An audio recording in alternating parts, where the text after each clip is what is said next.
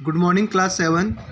आज हम पढ़ेंगे मुग़ल एडमिनिस्ट्रेशन अर्थात मुग़ल काल की शासन व्यवस्था के बारे में। ठीक है, और ये हमारा था चैप्टर 4 और चैप्टर 4 था हमारा मुग़ल साम्राज्य।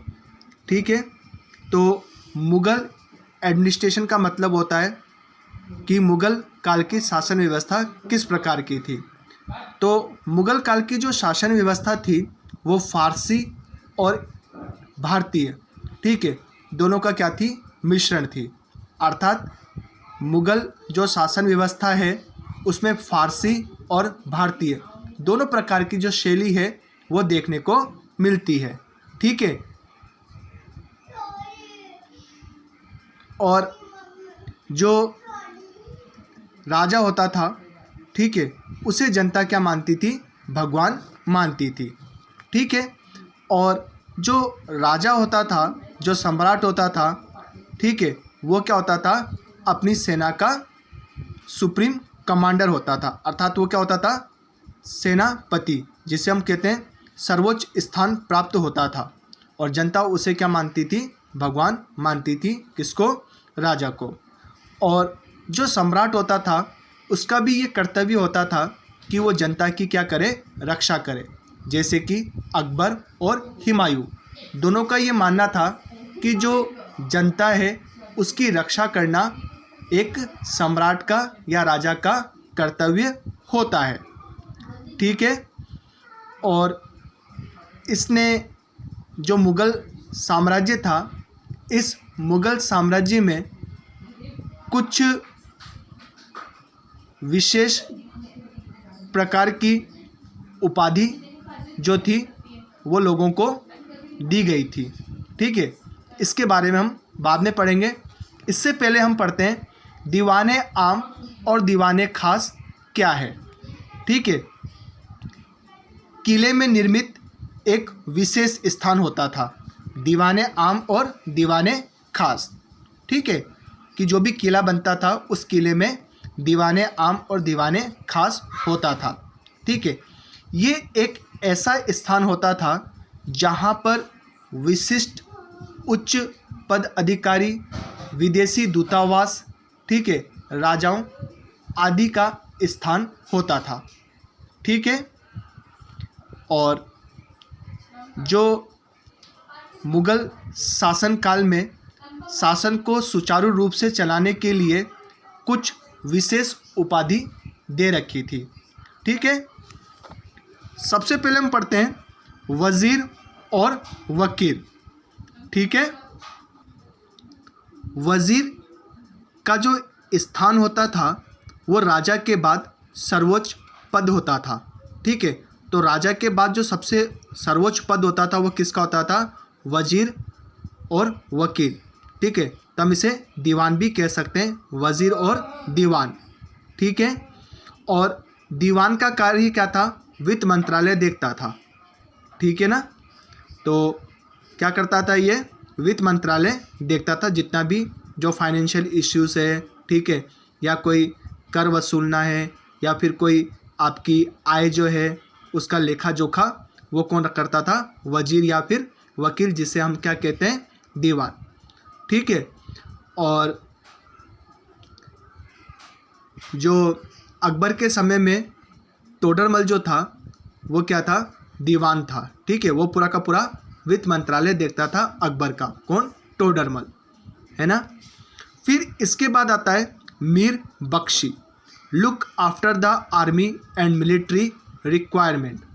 ठीक है, तो मीर बख्शी कौन होता था, ये सैन्य विभाग का प्रमुख होता था। ठीक है, और ये क्या करता था, एक पत्र जारी करता था जिसे कहते हैं सरखत पत्र। ठीक है, और जब ये सरखत पत्र जारी करता था तभी सभी कर्मचारियों को वेतन मिलता था। बात समझ में,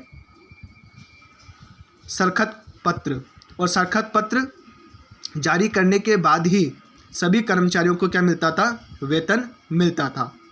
तो आपकी जो सेना में कितने लोगों की आवश्यकता है, ठीक है, कितने लोगों को सेना में भर्ती करना है, वो कौन करता था? मीर बख्शी। फिर बात आती है सद्र या फिर उस सदर। ठीक है, सदर या उस सदर। इसका कार्य क्या था कि कोई भी धार्मिक अनुष्ठान करना या धार्मिक ग्रंथ से जुड़े लोगों को अनुदान देना था।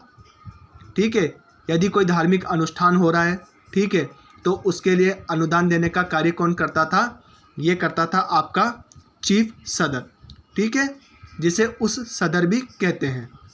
और कोई धार्मिक ग्रंथ से जुड़ा हुआ कोई व्यक्ति है, उसे अनुदान देने का कार्य भी कौन करता था? ये सद्र या उस सद्र करता था। ठीक है, और जो भी धर्म से जुड़े हुए जो लोग हैं, उसे संरक्षक भी ये प्रदान करता था। ठीक है, अब बात आती है किसकी? दरोगा ई डाक चौकी। ठीक है, दरोगा ई डाक चौकी। देखो, किसी प्रकार की कोई सूचना या गुप्तचर का ये क्या होता था?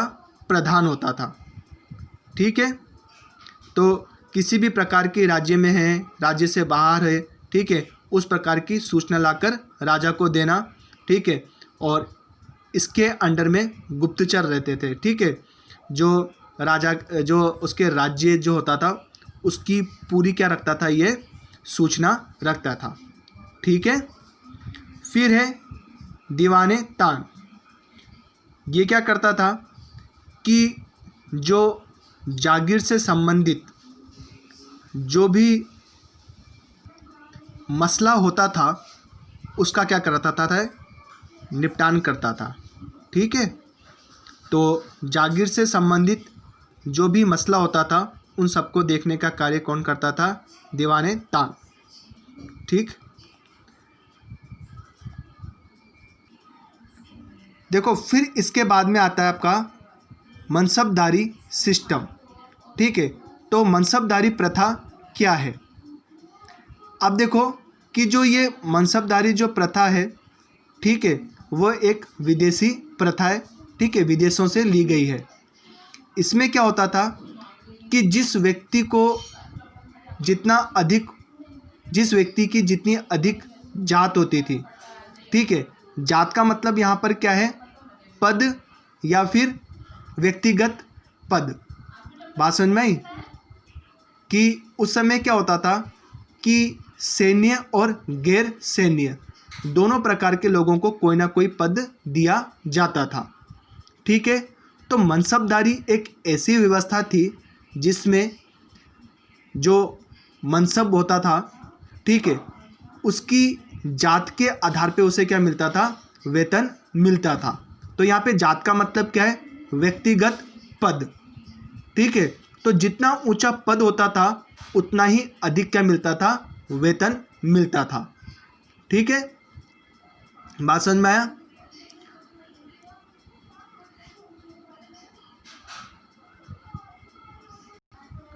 और साथ में दूसरी बात ये आती है कि जिस मनसब का जितना अधिक ऊंचा पद होता था, ठीक है, बात समझ में आई? मतलब जितनी अधिक उसकी जात होती थी, अर्थात पद होता था, उतने ही अधिक उसे घुड़सवार रखने का अधिकार होता था। ठीक है, बात समझ में आया? कि मनसबदारी क्या है? मनसबदारी एक ऐसी व्यवस्था है जो किस पे आधारित थी? जात। और जात का मतलब क्या होता है? व्यक्तिगत पद।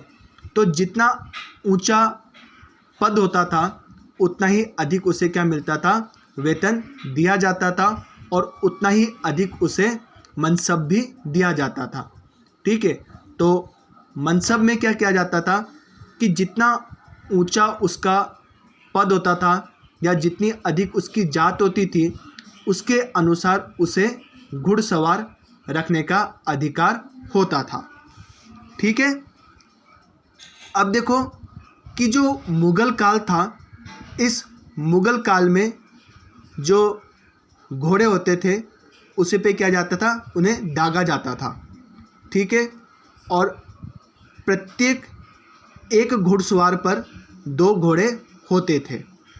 बात समझ में आया? तो न्यूनतम जो मनसब था, मतलब पद, उसमें 10 सिपाही, ठीक है, वो उसमें रख सकता था। बात समझ में आई? तो जो न्यूनतम जो मनसब का जो पद होता था, ठीक है, उसमें कितने सिपाही रख सकता था वो? 10। और अधिक से अधिक कितने रख सकता था?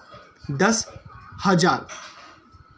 ठीक है, और जो ये मनसब जो नियुक्त किए जाते थे, उनका कार्य क्या था कि जब कभी युद्ध हो जाए किसी से या कोई विद्रोह करे तो उसे कुचलने का कार्य ये मनसब करते थे। ठीक है, तो इनकी क्या होती थी? एक घुड़सवार सेना होती थी, और ये घुड़सवार जो सेना है, ठीक है, वो पद के आधार पर रखने का इनको अधिकार होता था। तो जितना ऊंचा पद होगा उतने ही अधिक ये घुड़सवार रख सकते हैं। ठीक है, अब जैसे कोई यदि शाही परिवार का यदि कोई मनसब है तो उसे 10,000 से अधिक घुड़सवार रखने का अधिकार होता था। तो वो क्या हो गया? प्रथम श्रेणी का मनसबदार। ठीक है, तो इसकी 3 श्रेणियां हैं। प्रथम श्रेणी का मनसबदार, दूसरी श्रेणी का मनसबदार और तीसरी श्रेणी का मनसबदार। बात समझ में आई? दूसरी श्रेणी में जो मनसबदार होता था वो अपने जात, ठीक है, जात का मतलब व्यक्तिगत पद से आधे से अधिक घुड़सवार रख सकता था। ठीक है, बात समझ में आया? और तीसरी श्रेणी का मनसबदार वो होता था जो अपनी जात से आधे से कम घुड़सवार रख सकता था। तो यहाँ पर हम लोगों ने बात कर ली मनसबदारी सिस्टम के बारे में। देखो, जैसे कि मैंने आप लोगों को पहले बताया था कि जो राजा टोडरमल था, ठीक है, ये क्या था? रेवेन्यू सिस्टम को देखता था, अर्थात जो वित्त मंत्रालय था उसे ये देखता था। और उस समय आय का जो मुख्य स्रोत था वो क्या होती थी? भूमि, और उसको क्या कहा जाता था? खलीशा। ठीक है, तो भूमि आय का प्रमुख स्रोत होती थी जिसे खलीशा कहा जाता है।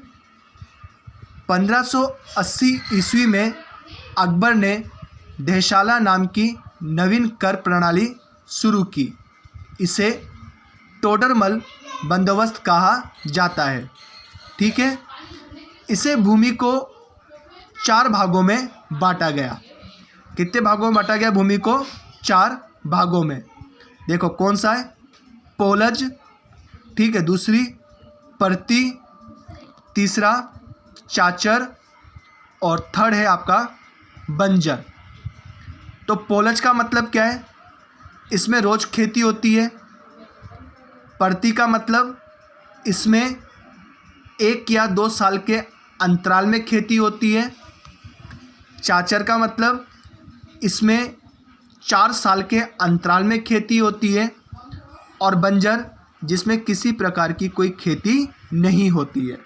ठीक है, और जो ये बंजर भूमि होती थी इससे किसी भी प्रकार का कोई कर नहीं लिया जाता था। बात समझ में आई? ठीक है ना। अब हम बात करें भू राजस्व की, तो औरंगजेब के समय में भू राजस्व की जो राशि थी वो उपज का आधे से आधा कर लिया जाता था। मतलब जितना उपज होती थी ना उसका आधा कर लिया जाता था औरंगजेब के समय में। तो औरंगजेब के समय में ज़्यादा कर लिया जाता था, मतलब उपज का आधा कर। ठीक है, इससे पहले लिया जाता था उपज का 1/3 कर। अब देखो कि जो भूमि को जो नापा जाता था वो किसके द्वारा नापा जाता था? बीघा। तो एक प्रकार की एक छोटी सी डंडी होती थी, ठीक है, डंडा होता था और उस डंडे के माध्यम से खेत को नापा जाता था। तो इस प्रकार हम लोगों ने मनसबदारी सिस्टम के बारे में पढ़ लिया, ठीक है, और खलीसा क्या है और बीघा क्या है, इन सब के बारे में आज हम लोगों ने पढ़ा, ठीक है। और फिर इसके बाद आपका जो चैप्टर है वो यहीं समाप्त होता है और कल हम करेंगे इसकी एक्सरसाइज, ठीक है। Okay students, have a nice day.